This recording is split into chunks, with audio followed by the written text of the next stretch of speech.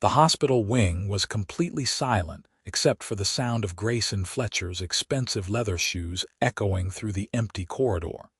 A rhythm that reminded him he was utterly alone despite owning 3 manufacturing plants and employing over 2,000 people. He carried a small bouquet of white roses, feeling ridiculous because he had no idea if the woman lying in room 304 even remembered him. But when he'd heard the news that morning from his assistant that Diana Preston, the elementary school teacher who had changed his life 23 years ago, had been in a car accident, everything else had stopped mattering. He paused outside her door, suddenly feeling like that scared 8-year-old boy again instead of the 31-year-old CEO who had just closed a $15 million deal the week before. The nurse at the station had said she was awake, recovering well, and that visitors were allowed. She'd also mentioned that Diana had been alone all morning, which made something in Grayson's chest tighten uncomfortably.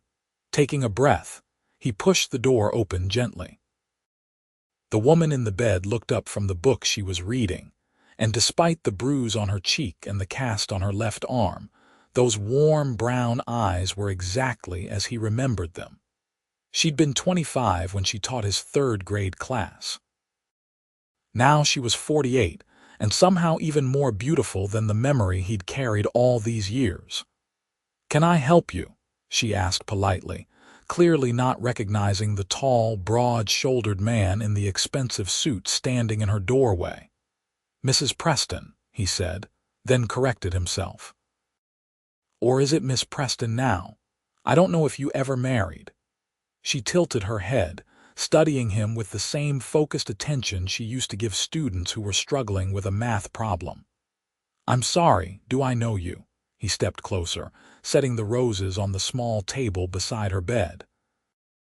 "Grayson Fletcher. I was in your 3rd-grade class at Riverside Elementary. You probably don't remember me. You've taught hundreds of kids since then." Her expression changed instantly, eyes widening with recognition and something that looked like joy. "Grayson." Little Grayson, who used to hide books in his backpack because his foster parents said reading was a waste of time. The fact that she remembered hit him harder than he expected.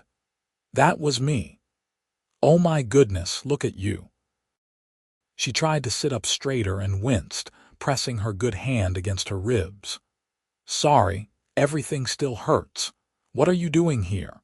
How did you even know I was here?" He pulled the chair closer to her bed and sat down, suddenly aware of how much he'd wanted this moment without realizing it. "I still live in the area. Well, about 30 miles from here. I heard about the accident through the news. They mentioned you were a teacher at Riverside, and I just had to come see if you were okay." "That's incredibly sweet." She looked genuinely touched, which made his heart do something strange. "I'm fine, really. Some idiot ran a red light and my car took the worst of it, but I'll be out of here in a few days. The school has been wonderful, sending cards and flowers." Grayson noticed there were indeed several arrangements around the room, but they all had that generic feel of obligation rather than genuine care. The roses he'd brought were simple but expensive, chosen carefully from the best florist in the city.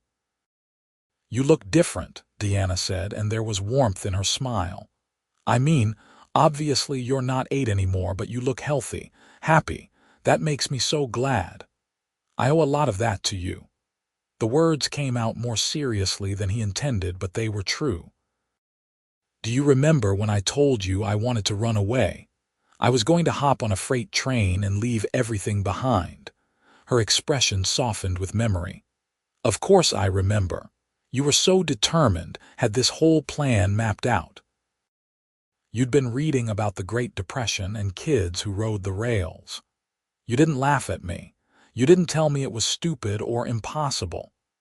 "Because it wasn't stupid," she said firmly. "You were a child in pain trying to find a way to escape a bad situation. That's not something to laugh at. You told me that the best revenge was success. That if I really wanted to escape, I should use my brain instead of a train. You said I was smart enough to build my own future." Diana smiled, but there was sadness in it too. "I remember being so worried about you. I called social services at least half a dozen times, but they kept saying the Hendersons were good people, that I was overreacting. They weren't abusive, just neglectful. And after you moved me to that group home, things got better. I got into the mentorship program you recommended, finished high school early, got a scholarship." "I'm so proud of you," she said, and the sincerity in her voice made his throat tight. "What do you do now?" This was always the awkward part. "I own Fletcher Manufacturing. We make specialized components for medical equipment and aerospace applications. Started it 9 years ago with a loan and a lot of determination." Her eyebrows rose. "Fletcher Manufacturing, I've seen your commercials. Grayson, that's incredible. You're a CEO. Guilty." He rubbed the back of his neck, a nervous habit he'd never quite shaken. "It feels surreal most days. But I remember what you told me about using my brain, and I did. Got a degree in mechanical engineering, worked for a few companies, saw gaps in the market, took a risk. That's amazing." She was looking at him with such genuine pride that it made him feel like that 8-year-old again, desperate for someone to notice him, to care. "You must be so busy.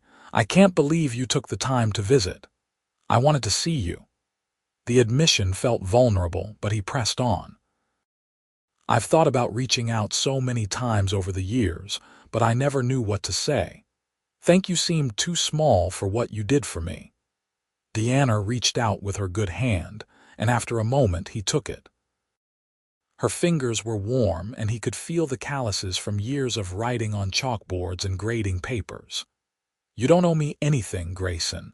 I was doing my job." "No." He shook his head firmly. "You went way beyond your job. You fought for me when no one else would. You made me believe I was worth something." They sat in comfortable silence for a moment, and Grayson realized he didn't want to leave. There was something about being near her that felt like coming home, which was strange because he'd never really had a home until he bought his own house 5 years ago. "So are you married?" Diana asked, and he couldn't quite read her tone. "Kids? No and no. I've been focused on the business." "What about you? The nurse said you were alone, but that doesn't necessarily mean anything." She laughed, but it was a little sad. "Divorced. It's been finalized for about 6 months now. No kids. We tried for years, but it just never happened, and eventually that became one more thing we couldn't fix about our relationship." "I'm sorry." "Don't be. Mark was a good man, but we wanted different things. He got a job offer in Seattle and wanted to move, wanted to start completely fresh. I couldn't leave Riverside. I know it probably seems silly to stay in a small town, teaching the same grade year after year, but I love it. I love those kids." Grayson understood exactly what she meant. "It's not silly. You're making a difference. That matters more than most people realize." "What about you? Do you love what you do?" He considered the question seriously. "I'm good at it. The problem solving, the strategy, building something from nothing. But if I'm honest, it can be lonely. I have employees and business partners, but no one who really knows me." "That's the danger of success," Diana said quietly. "Sometimes we build walls so high to protect what we've created that we forget to leave a door for people to come in." Her insight was as sharp as ever, and he found himself smiling despite the uncomfortable truth of her words. "When did you get so wise?" "I've always been wise. You were just too young to appreciate it properly." They both laughed, and the sound felt good, natural. Easy in a way Grayson hadn't experienced with another person in years. A nurse came in to check Diana's vitals, giving Grayson a curious look but not asking him to leave. When she was gone, Diana shifted carefully in the bed. "How long can you stay?" she asked. "I don't want to keep you if you have meetings or important CEO things to do." "I cleared my afternoon." It was an impulsive decision, but the moment the words left his mouth, he knew they were right. Unless you're tired of me already. Not even close. Her smile was radiant despite the pain she must have been feeling. Tell me everything. I want to know about this empire you built. So he told her. About the early days of working 20-hour days in a rented warehouse. About the first major contract that almost killed him with stress. About hiring his first employees and feeling the weight of being responsible for their livelihoods. He told her about the failures and the near bankruptcies, about the time he almost gave up and went back to working for someone else because it would have been easier. Diana listened with complete attention, asking questions that showed she was actually interested rather than just being polite. She had always been like that, he remembered. When she talked to you, you felt like you were the only person in the world. You remind me of why I loved teaching, she said when he finished. Hearing about former students who succeeded, who found their path, it makes all the hard days worth it. Are there a lot of hard days? He already knew the answer but wanted to hear her thoughts. More than there used to be. Funding keeps getting cut, class sizes keep getting bigger, and parents are more demanding. But the kids are still wonderful. Every year I get a new group, and every year some of them remind me why this matters. How much longer until you can go back? She gestured at her cast. Doctor says 6 weeks for this to heal, and I need to take it easy for at least a month because of the bruised ribs. The school was very understanding, but I hate leaving my class in the middle of the year. I had a substitute lined up, but she just called to say she took a long-term position somewhere else. Grayson frowned. So what happens now? I guess they'll find someone else, but good substitutes are hard to come by, especially in the middle of January. I'm worried about my kids. They've already dealt with so much disruption this year. An idea was forming in Grayson's mind, crazy but also perfect. What if I helped? Diana blinked. What do you mean? I could donate to the school. Make sure they can afford a quality substitute, maybe even provide some resources your classroom needs. You said funding was tight. Grayson, that's generous, but you don't have to do that. I want to. And he did, more than he wanted most things. Let me give back to the place that gave me my first real chance, please. She studied his face for a long moment, and he had the distinct feeling she was seeing past all his success and money to the boy he used to be. Okay. But only if you promise to visit again. I'd like to hear more about your life, and I have about 3 weeks of hospital-mandated rest ahead of me. I'll get bored. Deal. The word came out more eagerly than he intended, but Diana just smiled. They talked until the evening nurse came in and gently suggested that Diana needed rest. Grayson stood reluctantly, realizing he'd been there for nearly 5 hours and it had felt like minutes. I'll come back tomorrow, he said. If that's okay. I'd like that very much. Diana's eyes were warm, and something in Grayson's chest recognized a feeling he hadn't experienced in years. Hope. He drove home to his large, empty house in the suburbs and found himself restless. Usually, after a long day, he'd pour a whiskey and review reports or check emails, but tonight none of that seemed appealing.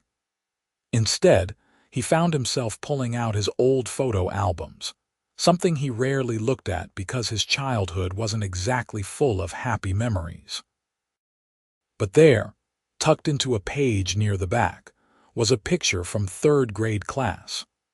25 students arranged in 3 rows, and standing at the side was Diana Preston, young and smiling with that same warmth in her eyes. Grayson was in the back row, skinny and serious-faced, but if you looked closely, you could see his hand reaching toward hers at the edge of the photo. He'd been reaching for her even then.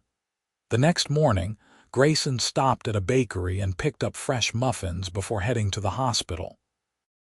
Diana was sitting up in bed, looking much more alert than the day before, and her face lit up when she saw him. "You actually came back. Did you think I wouldn't?" "I wasn't sure.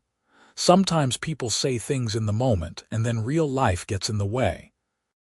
He set the bakery box on her table and opened it, revealing an assortment of muffins. "Blueberry, banana nut, and chocolate chip. I didn't know what you liked." "Chocolate chip," she said immediately, reaching for one. "Always. Some things never change." They fell into easy conversation again, and Grayson found himself telling her things he'd never shared with anyone.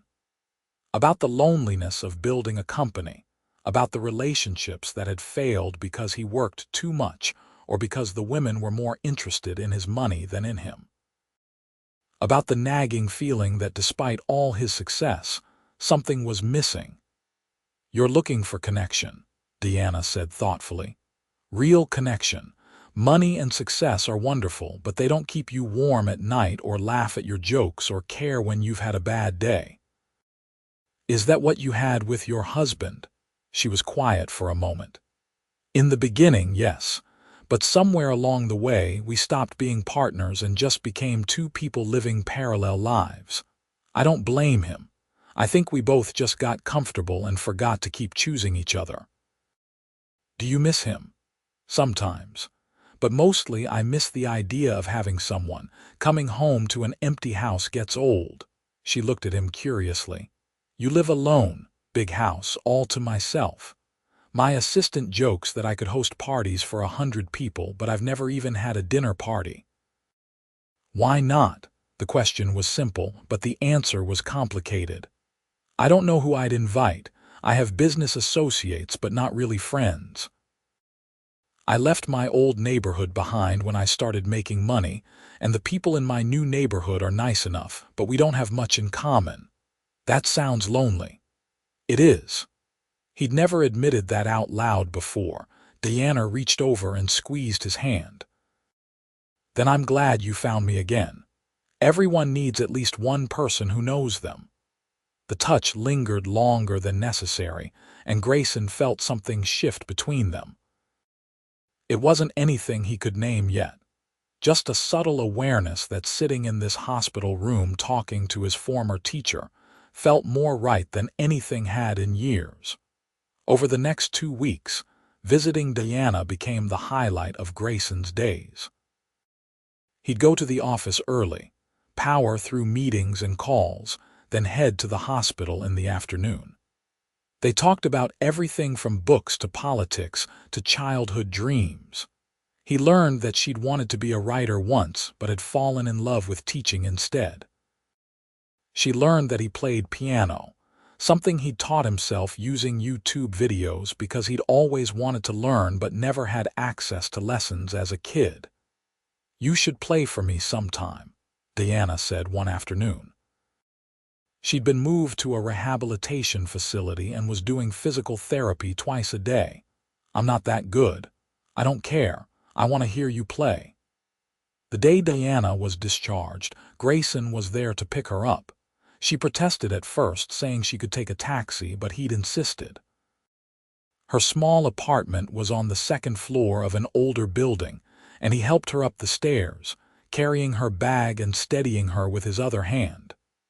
"It's not much," she said as she unlocked the door, suddenly seeming self-conscious, but Grayson liked it immediately.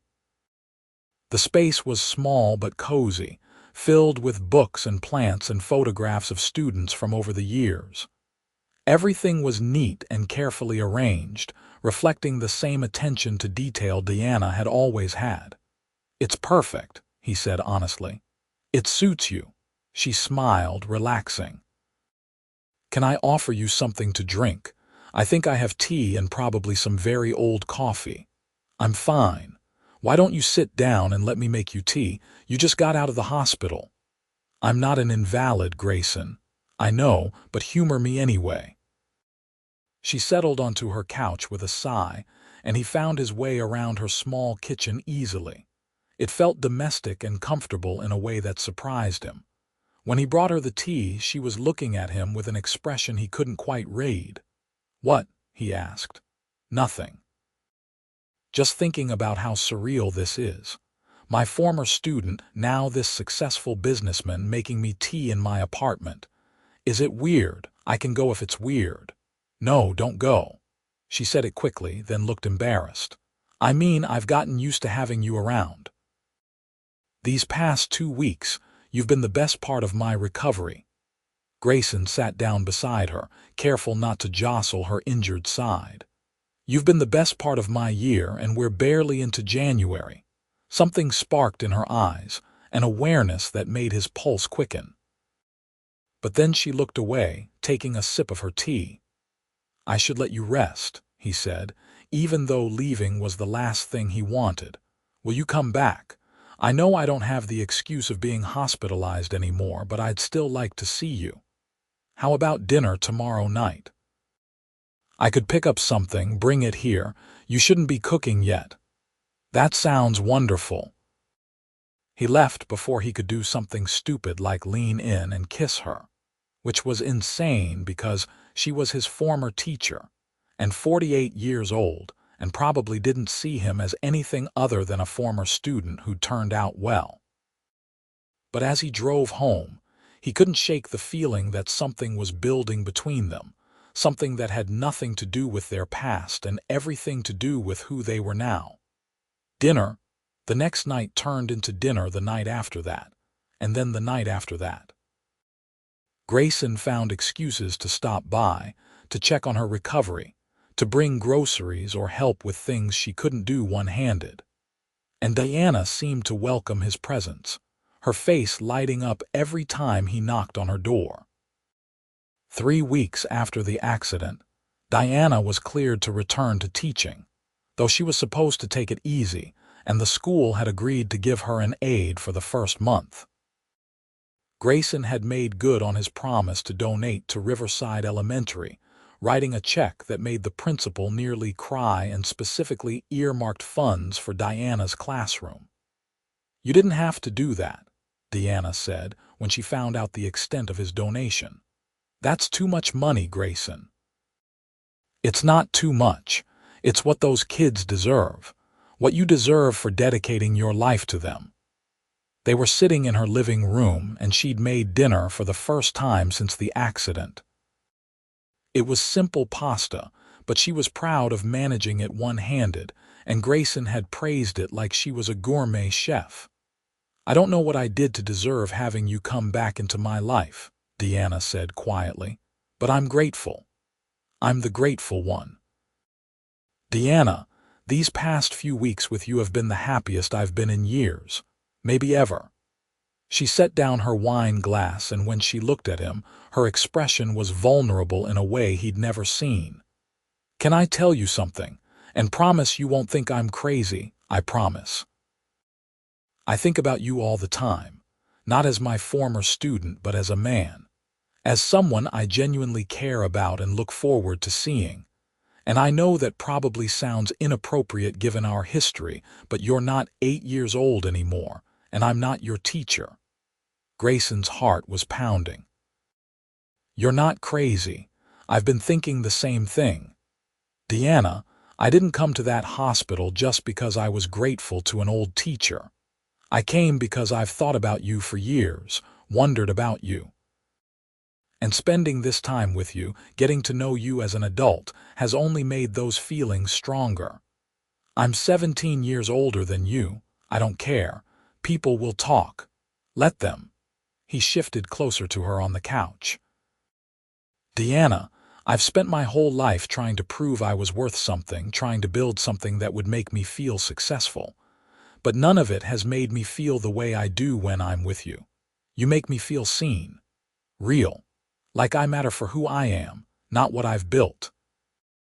Her eyes were shining with tears. You do matter. You've always mattered to me, even when you were a scared little boy hiding books in your backpack, but especially now, seeing the man you've become. Can I kiss you? His voice was rough with emotion. Because I've wanted to for weeks, and if I don't do it soon, I think I might lose my mind. Instead of answering, Diana closed the distance between them, pressing her lips to his in a kiss that felt like coming home and starting an adventure all at once. It was gentle at first, tentative, but then deepened with years of loneliness and longing on both sides. When they finally pulled apart, both breathing hard, Grayson rested his forehead against hers. "I think I've been falling in love with you," he whispered. "Is that insane?" "If it is, then we're both insane." Diana's smile was tremulous but real. "Because I've been falling too." They spent the rest of the evening talking about what this meant, what they wanted. Diana was worried about the age difference, about what people would say. Grayson was worried about moving too fast, about scaring her away. But underneath all the worries was a foundation of genuine feeling, of connection that had been building since the moment he walked into her hospital room. "I want to do this right," Grayson said as he was leaving that night, holding both her hands in his at her doorway. "I want to take you on proper dates, court you like you deserve. No rushing, no pressure." "That sounds perfect." Diana stood on her toes and kissed him softly. "Good night, Grayson." "Good night, Diana." He floated home, feeling like a teenager with his first crush rather than a 31-year-old CEO. When he got to his house, he immediately called his assistant and cleared his schedule for the next Friday night. He was taking Diana Preston on the best first date she'd ever had. The week leading up to their date felt both endless and too short. Grayson found himself distracted in meetings, checking his phone for texts from Diana, counting down the hours. His executive team noticed the change in him, commenting that he seemed happier, more relaxed. "Did you finally take a vacation?" his CFO asked during a budget meeting. "Something like that," Grayson replied with a small smile. Friday evening, he picked Diana up at 6, wearing a tailored suit that his stylist had assured him was perfect for a nice dinner without being too formal. Diana opened the door in a deep blue dress that made her eyes luminous, her hair falling in soft waves around her shoulders. The cast was finally off her arm, though she still wore a brace. "You look beautiful," he said, and meant it with every fiber of his being. She blushed like a girl on her first date. "You clean up pretty well yourself, though I have to say I've only seen you in suits. Do you own jeans?" "I do, actually. Maybe next time I'll dress down and shock you. I'd like that." She grabbed her purse and locked her door. "So where are we going? You've been very mysterious about the plans." "That's part of the fun." He took her to a small French restaurant an hour outside of town, a place he'd found through careful research and calling in a few favors to get a reservation. It was intimate without being pretentious, with incredible food and a private corner table that let them talk without worrying about being overheard. "This is amazing," Diana said after they'd ordered. "I've never been anywhere like this. Your ex-husband never took you to nice restaurants." Mark was more of a pizza and beer kind of guy, which was fine. "I'm not fancy, but this is lovely." Grayson reached across the table and took her hand.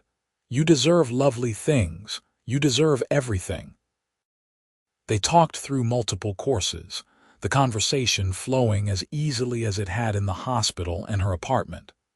But there was an added layer now, a romantic undertone that made every look feel significant, every touch electric.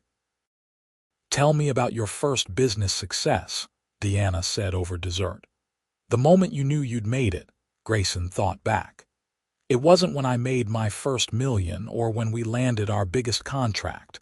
It was about 7 years ago. There was this kid, maybe 19, who applied for an entry-level position.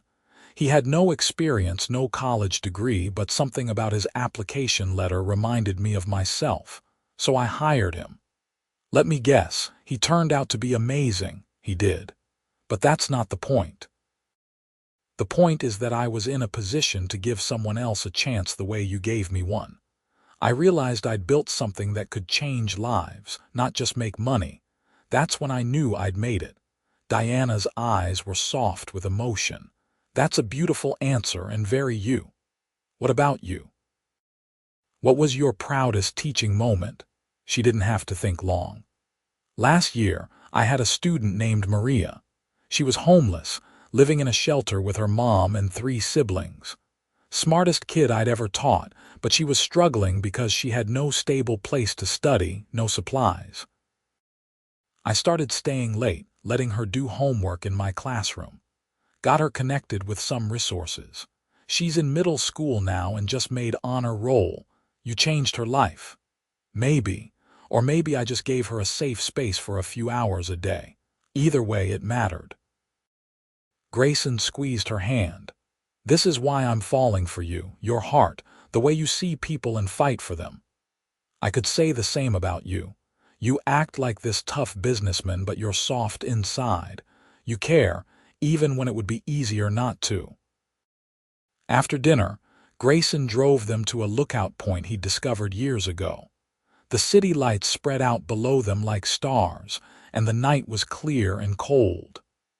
I used to come here when I first started the company, he said as they stood looking out at the view. Whenever I felt overwhelmed or scared I was going to fail, something about the perspective helped. Diana leaned against him and he wrapped his arm around her shoulders. I'm glad you shared this with me. I want to share everything with you. He turned her to face him, his hands gentle on her waist. Diana, I know it's only been our first official date, but I need you to know that this is real for me. You're not a phase or a childhood fantasy. You're the woman I want to build a future with. She reached up and cupped his face in her hands. I'm scared. I'm scared of the age difference, scared of what people will say, scared that I'm not enough for someone like you. You're everything. He kissed her forehead, her cheeks, finally her lips, and I'm scared too. Scared I'll mess this up, scared I don't know how to be in a real relationship because I've never had one that mattered like this. But I want to try, with you. Then we'll be scared together, she whispered against his lips. They kissed under the stars, and Grayson felt something slot into place in his chest. A piece he hadn't known was missing until Diana filled it. The next few months were a blur of happiness. They kept the relationship quiet at first, not hiding exactly but not advertising either.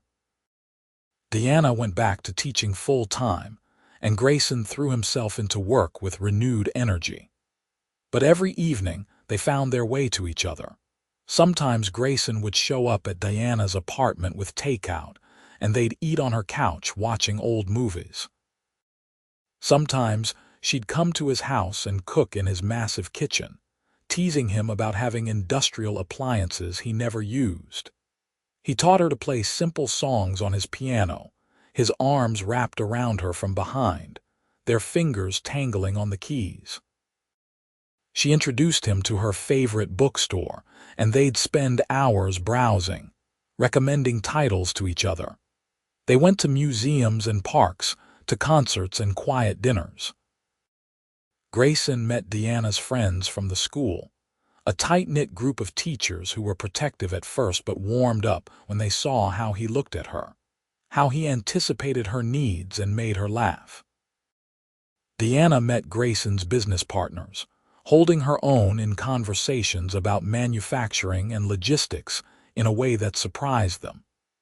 She asked smart questions and offered perspective from an educator's viewpoint that Grayson found invaluable.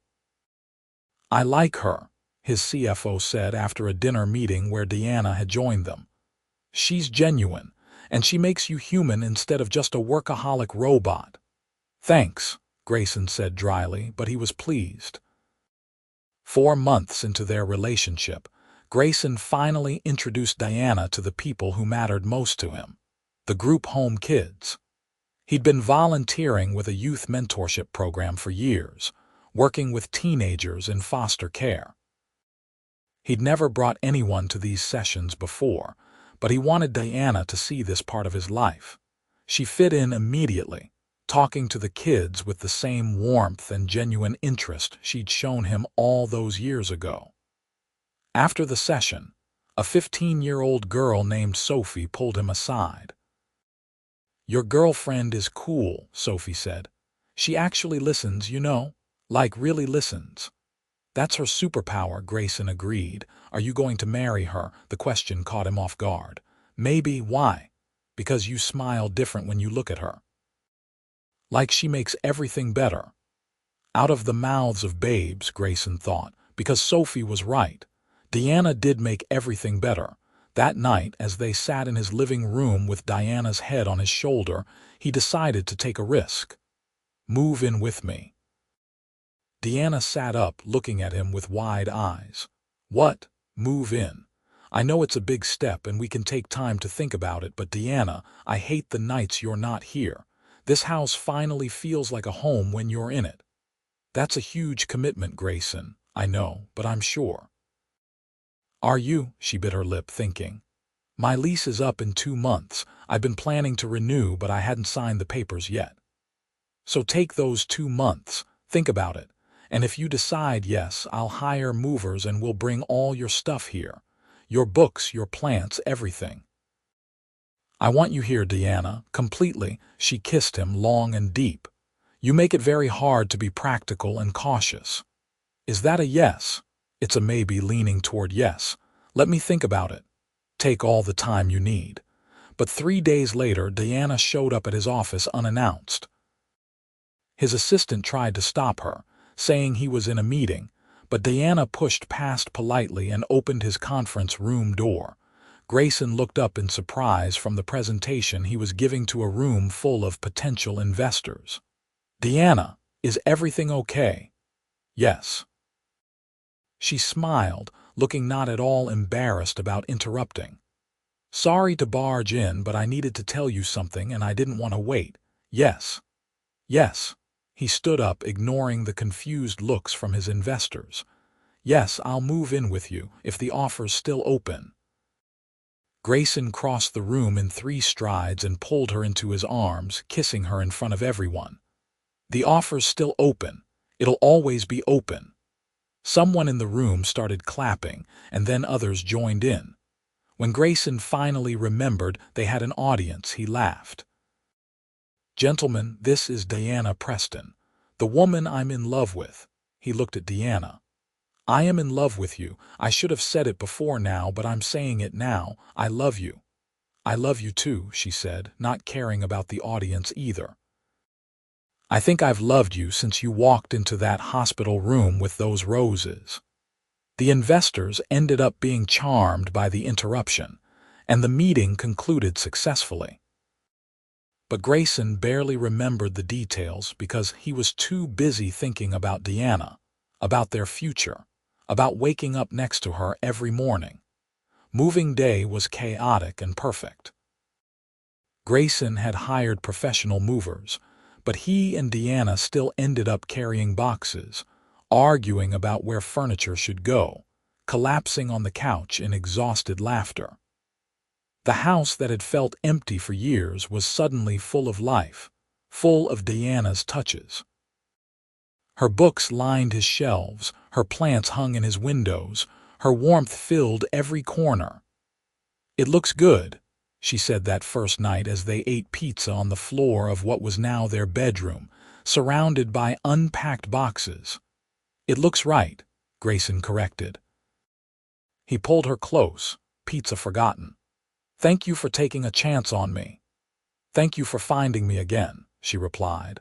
Summer came, and with it the end of Diana's school year.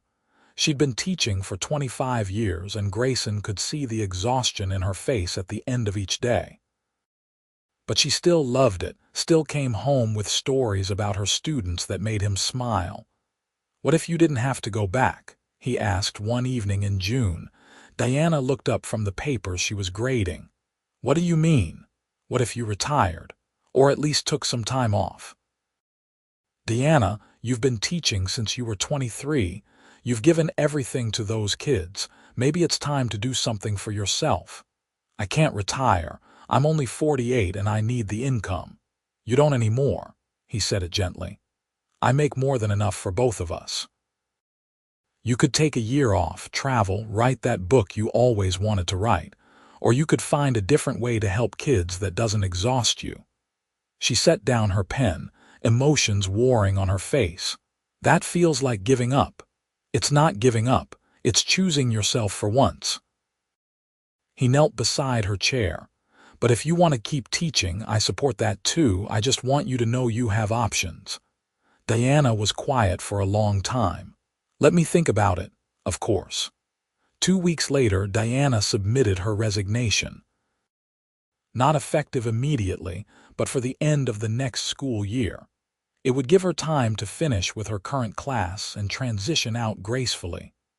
I'm going to start a tutoring program, she told Grayson excitedly. For at-risk kids, the ones who fall through the cracks. I could work with them one-on-one or in small groups, really make a difference. And I was thinking maybe your company could sponsor it. Not financially, I know you've already given so much, but maybe some of your employees could volunteer, provide mentorship. Grayson loved her brain, loved her heart. That's brilliant. Let's do it. They spent the summer planning Diana's program, traveling to places she'd always wanted to see and just being together.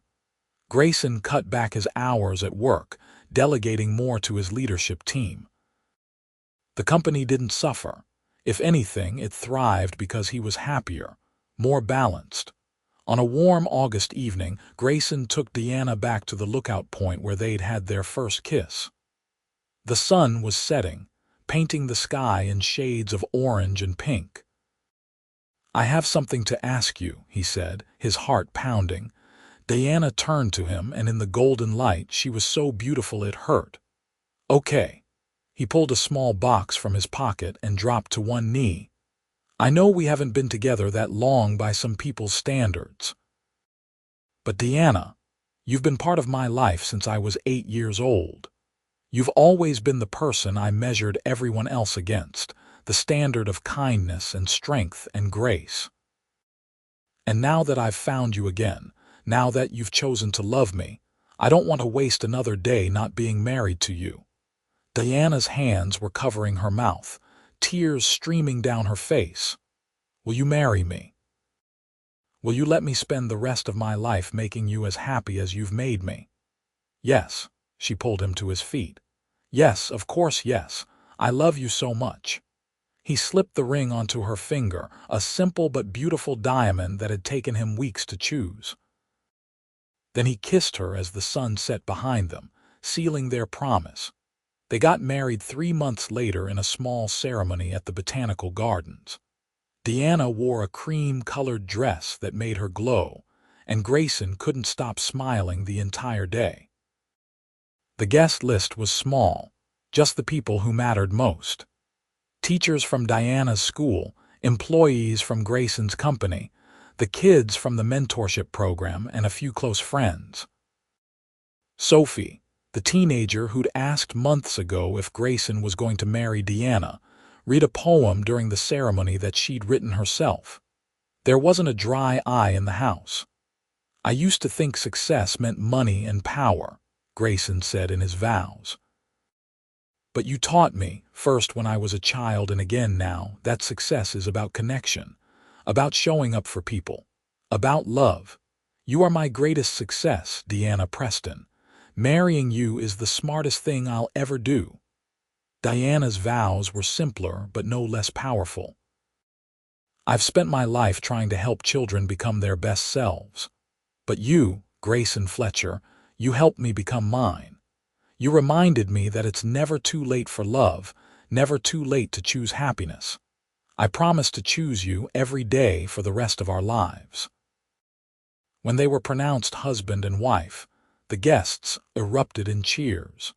And when Grayson kissed his bride, he felt complete in a way he'd never imagined possible. Their honeymoon was 2 weeks in Italy, eating incredible food and seeing incredible art and falling even more in love with each other. When they came home, it was to their house that now bore both their names on the mailbox. Diana's tutoring program launched in January, exactly 1 year after Grayson had walked into her hospital room. They'd found a space in downtown, fixed it up, and hired 2 part-time teachers to help. Diana worked with kids 3 days a week, and the rest of the time she was writing the book she'd always dreamed of, a memoir about her years in teaching. Grayson had never been happier.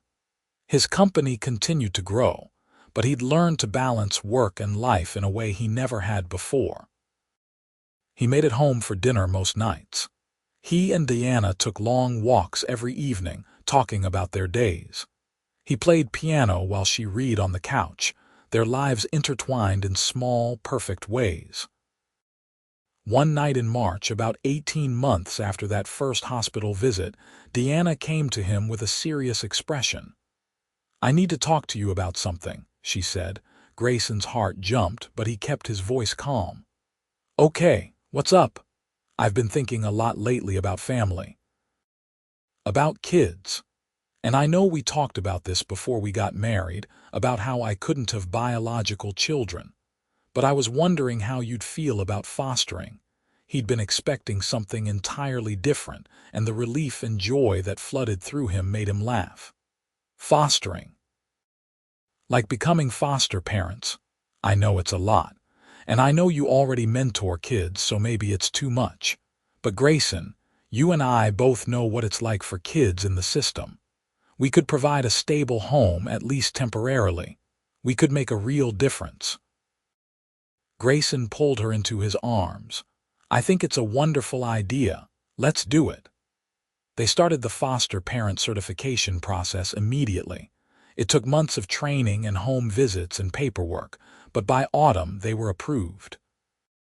Their first placement was a 10-year-old boy named Danny who'd been in 6 different homes in 4 years.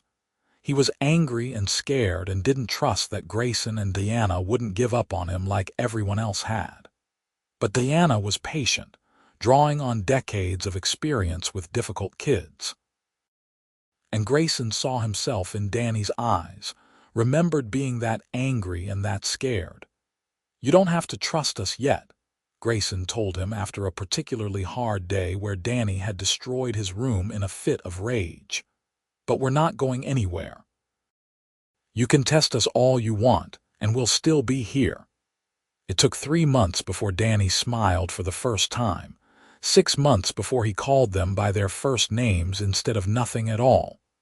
A year before he hugged Diana goodnight unprompted. By then, they'd taken in 2 more kids. Sisters, aged 8 and 12, who'd been removed from their home due to neglect. The house was full and chaotic and loud in the best possible way. "This is what I always imagined," Diana said one Sunday morning as they made pancakes for the kids. Danny was setting the table, arguing with the sisters about whose turn it was to pick the movie later. "A full house, a real family. It's perfect," Grayson agreed. He kissed her temple. "You're perfect." Danny ended up staying with them for 2 years before his grandmother was able to take custody. The goodbye was hard, but they stayed in touch, and Danny visited regularly. The sisters were eventually adopted by their aunt, but remained close to Grayson and Diana. They fostered 7 more kids over the next 3 years, each one leaving a mark on their hearts. Some stayed for weeks, some for months. One 16-year-old girl named Ashley stayed until she aged out of the system, and Grayson and Diana helped her get into college and supported her financially. "You saved my life," Ashley told them at her college graduation. "You showed me what real love looks like." But it was Diana's 50th birthday when everything came full circle. Grayson threw her a surprise party, inviting former students from her 25 years of teaching. They came from all over the country, dozens of them, each with a story about how Diana had changed their life. Maria, the homeless student who'd made honor roll, was there. She was in high school now and thriving. A young man named Tom, who Diana had taught 15 years ago, brought his new baby to meet her. A woman named Jennifer, who'd been in Diana's very first class, shared how Diana's encouragement had led her to become a teacher herself. "You see," Grayson whispered to Diana as she stood surrounded by all these people she'd touched. "This is your legacy. All these lives you've changed, all this love you've given, it's come back to you." Diana was crying happy tears. "I'm so lucky. We both are." That night, after all the guests had gone home, Diana and Grayson sat on their back porch looking at the stars. "Do you ever think about where we'd be if you hadn't come to that hospital?" Diana asked. "All the time. I'd probably still be working 18-hour days, lonely and successful and completely missing the point of life. I'd probably be divorced and bitter, thinking my best years were behind me." Grayson pulled her closer. "Instead, you're married to an incredibly handsome and wealthy man who adores you." She laughed and swatted his chest. "Modest, too. Hey, I learned from the best." He turned serious. "Thank you, Diana, for everything.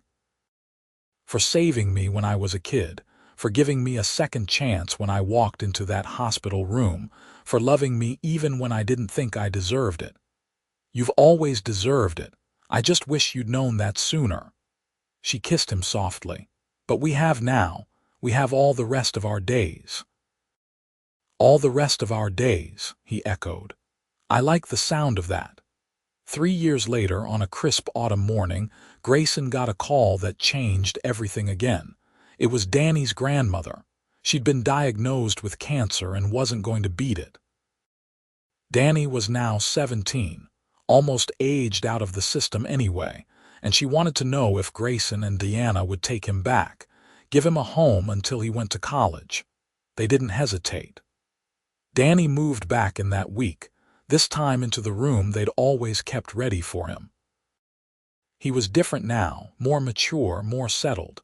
The anger had faded into determination to make something of himself. "I want to be like you guys," he told them one evening. "I want to build something that matters and help kids like me." "You will," Diana said with absolute certainty. "You're going to do amazing things." Danny's grandmother passed away 2 months later, and in her will, she'd officially made Grayson and Diana his legal guardians for his last year as a minor. At the funeral, Danny broke down in Grayson's arms. "I don't want to lose anyone else," he sobbed. "You won't," Grayson promised. "Diana and I are here. We're not your foster parents anymore, Danny. We're your family. That doesn't end when you turn 18 or go to college or move across the country. You're stuck with us forever. Really, really." Danny wiped his eyes. "Can I call you Dad?" Grayson's throat tightened with emotion. He looked at Diana, who was crying too, and then back at Danny. "I'd be honored." "And Mom?" Danny looked at Diana hopefully. "Yes," she managed to say through her tears. "Yes, absolutely yes." They stood there in the funeral home, the three of them holding each other, and Grayson thought about the strange and wonderful path his life had taken. From that scared 8-year-old to a successful CEO to a husband and father.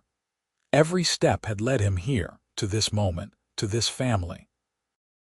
Danny thrived in his last year of high school. He got accepted to 3 universities and chose the one closest to home because, as he said, "I finally have a home worth staying near." Grayson and Diana helped him move into his dorm, both of them embarrassingly emotional. "We're the worst," Diana laughed as they drove away, both of them crying. "He's only 45 minutes away and we're acting like he's moving to another country. We're allowed to be emotional. We're parents. It's in the job description." With Danny at college, the house felt quiet again. But not empty. Never empty, because they had each other. Diana's book came out that winter to excellent reviews. It was a beautiful exploration of teaching and childhood and the power of small moments to change lives. She dedicated it to Grayson. "For the boy who became a man who became my heart." Grayson surprised her with a book tour, using his business connections to set up readings at bookstores across the country. They traveled together, Diana reading to packed audiences while Grayson sat in the front row, proud and in love. On their 5th wedding anniversary, Grayson took Diana back to Riverside Elementary. It was a Saturday, and he'd gotten permission from the principal to access the building. He led her to what had been her old classroom, now used by another teacher but still familiar. "This is where it started," he said, standing in the middle of the room. "Where a scared kid met a teacher who cared enough to fight for him. I wouldn't be who I am without what happened in this room." Diana looked around, memories playing across her face. "I had no idea that little boy would end up being the love of my life." "I did." At her surprised look, he grinned. "Okay, maybe not when I was 8, but somewhere deep down, I think I always knew you were important, that you'd always be part of my story. And now our stories are the same story." "Exactly." They spent the afternoon walking around the school, Diana pointing out changes and sharing memories. It was healing in a way neither of them expected, connecting their past to their present. Years passed in a blur of happiness. Grayson eventually stepped back from day-to-day operations at Fletcher Manufacturing, staying on as chairman but letting younger, hungrier leaders run things. It freed him up to focus on the mentorship program and on spending time with Diana. They fostered more kids, each one teaching them something new about love and resilience. Some stayed in touch after they left, some didn't, but Grayson and Diana poured everything into every single child who came through their doors. Danny graduated college with honors and got a job at a nonprofit working with foster youth. He'd met a wonderful woman named Rachel, and on Thanksgiving of his 25th year, he brought her home to meet his parents. "Your folks are amazing," Rachel told Danny as they helped clean up after dinner. "You can tell how much they love each other." "They really do," Danny agreed, watching Grayson and Diana dancing in the kitchen to old jazz. "They taught me what real love looks like, not perfect but committed. Showing up every day and choosing each other." That Christmas, Danny proposed to Rachel in Grayson and Diana's living room, with them as witnesses. The wedding was the following summer, and when Danny asked Grayson to be his best man, Grayson couldn't speak for a full minute because he was too choked up. "You're supposed to say yes," Danny teased. "Yes, of course, yes.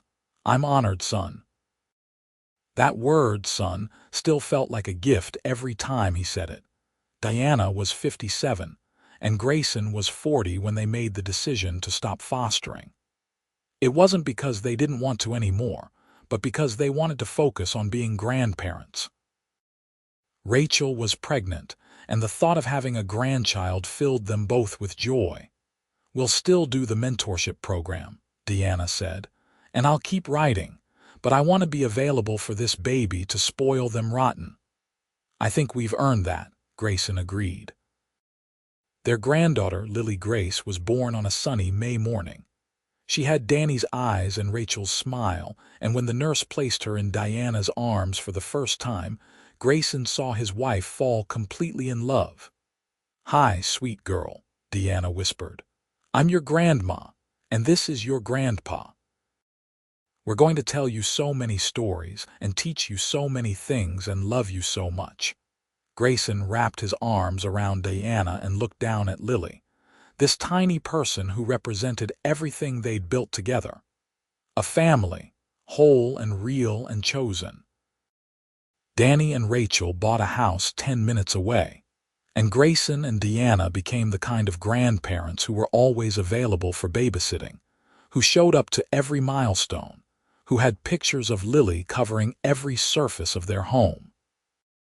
"We're ridiculous," Diana said one evening as they watched yet another video of Lily on their phone. "She literally just sneezed and we're acting like she performed Shakespeare. She's our granddaughter. We're allowed to be ridiculous." When Lily was 2, Danny approached them with a serious expression. "Rachel and I have been talking and we want to ask you something. You don't have to say yes, but it would mean everything to us." "What is it?" Diana asked. "We want to officially change my last name to Fletcher. And we want Lily's last name to be Fletcher too. You and Dad gave me a real family, and I want that to be official. I want to carry your name." Grayson couldn't hold back the tears this time. Neither could Diana. They both hugged Danny tight. This boy they'd fostered who'd become their son in every way that mattered. "We'd be honored," Grayson managed to say. The legal name change happened 2 months later, and Grayson hung the official certificate in his study next to his business awards. Because this, being Danny's father, being Lily's grandfather, was his greatest accomplishment. Diana turned 60 with grace and beauty, throwing a party where she insisted on no gifts, just donations to the foster care organization she and Grayson had founded years earlier. Grayson was 43, still as fit and handsome as ever, though now with some silver at his temples that Diana said made him distinguished. "Can you believe it's been 11 years since I walked into that hospital room?" Grayson asked her that night as they lay in bed. 11 years since you brought me white roses and looked at me like I hung the moon." "You did hang the moon. You hung all the stars too." He pulled her close. "I love you, Diana Fletcher, more today than yesterday, but not as much as tomorrow." "That's incredibly corny, but true." She kissed him, deep and slow. "I love you too. Thank you for finding me again. Thank you for showing me that second chances are real. We gave each other a second chance. I think that's what makes it work." They fell asleep tangled together, the way they had for 11 years, the way they would for all the years to come. More time passed, marked by Lily's birthdays and holidays and the ordinary, extraordinary days that make up a life. Grayson and Diana traveled when the mood struck them, stayed home when they wanted to be still. They volunteered, they loved, they grew old together in the best possible way. On their 15th wedding anniversary, Grayson took Diana back to the lookout point one more time. They were both older now, Diana 63 and Grayson 46, but the love between them hadn't aged at all. 15 years, Diana marveled. "It's gone so fast." "The best things always do." He turned to her, taking both her hands. "Diana Preston Fletcher, you are the best decision I ever made, the best person I've ever known, and I can't wait to see what the next 15 years bring." "Maybe some more grandchildren," she said with a smile. "Danny mentioned Rachel might be pregnant again. Maybe. But even if it's just us, sitting on our porch and watching the stars, I'll be happy. As long as I'm with you." Diana rested her head on his shoulder, fitting perfectly against him the way she always had. "As long as I'm with you." They stood there as the sun set. Two people who'd found each other at exactly the right time, even if that time was decades apart. A scared boy and a caring teacher, reconnected as adults, as lovers, as partners for life. And somewhere in the city below, their son was holding his daughter, telling her stories about her grandparents who'd built a life out of love and second chances, and the courage to believe that family wasn't about blood but about choice. Lily would grow up knowing she was loved fiercely and completely. She'd grow up seeing what real partnership looked like, what commitment meant, what happened when two people chose each other every single day. And years from now, when she was old enough to understand, Danny would tell her the full story. About how her grandfather had been a lonely, successful man who went to visit his childhood teacher in the hospital. About how that visit had changed everything. About how love could find you in the most unexpected places, at the most unexpected times, with the most unexpected people. He'd tell her that sometimes the person who saves you when you're young turns out to be the person who completes you when you're grown. That second chances are real. That age is just a number when the connection is genuine, and that the best love stories aren't the ones that start with fireworks, but the ones built slowly, carefully, with trust and respect and genuine affection. But that was years away. For now, Grayson and Diana stood on their lookout point, watching the sky turn purple and gold, wrapped in each other's arms. "Ready to go home?" Grayson asked eventually. Diana smiled up at him. "With you, always." They drove back to their house, the one that had been empty and was now full of life and love and memories. They'd have dinner together, probably watch a movie, maybe dance in the kitchen because Diana loved to dance, and Grayson loved making her happy. Tomorrow, Lily would come over and they'd spend the afternoon at the park. Next week, they'd go to one of Danny's work events. Next month, they were planning a trip to see some of Diana's former students who'd stayed in touch, but tonight was just for them. Two people who'd found each other twice. Who'd built a family and a life and a love that would last forever in the end. That was all that mattered. Not the money or the success or the accolades. Just love. The kind that sees you, knows you, chooses you, and never lets go. The kind Grayson had found when he walked into that hospital room. The kind Diana had found when she opened her eyes and saw her former student, all grown up, carrying white roses and hope. The kind that changed everything, that made life worth living, that proved fairy tales could come true even for people who'd stopped believing in magic. Their kind of love. Forever,